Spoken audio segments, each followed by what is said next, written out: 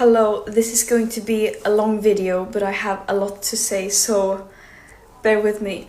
And we are now many who are safe and released from imprisonment and absurd mistreatment, but many of our comrades from Global Summit Flotilla are not, and they need to be released now. But most importantly, we are not the story. Thousands of Palestinians are currently being held in Israeli dungeons without a trial, hundreds of which are children. Millions are living trapped under an illegal siege in an apartheid state and occupation, who are being systematically starved and bombed to pieces. Basic societal infrastructure is being targeted and destroyed, and Palestinians are being systematically deprived of their very basic rights and means to survive, such as producing their own food, controlling their own territorial waters, and children being able to go to school. And the whole world knows that this did not start on October the 7th, 2023. And these Israeli war crimes have happened with impunity and with help and legitimizations from our governments, institutions, and media. And this is the story here that people should be focusing on. Do not let me and other volunteers on the flotilla be a distraction.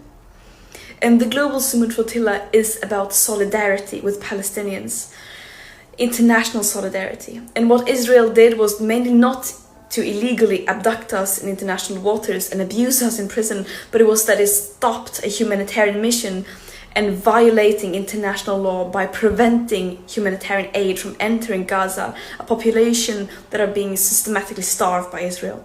And this is a blatant violation of international humanitarian and maritime law. And I also want to make it very clear that our imprisonment by Israel is a direct result of our governments.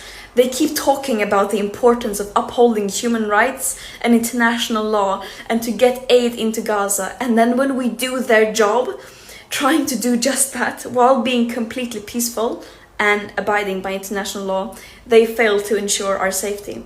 And this mission should not have to exist. It is a last resort when all means fall short and when those in power fail to step up and do the bare minimum. States have a legal obligation to end their complicity in genocide, which the UN Commission now also has confirmed that it is. And this current lack of willingness to do so is a crime against humanity. Israel does not have immunity from international law, even though it might seem like it from their genocidal propaganda. No human being is worth more than any other, and that also applies to Israelis.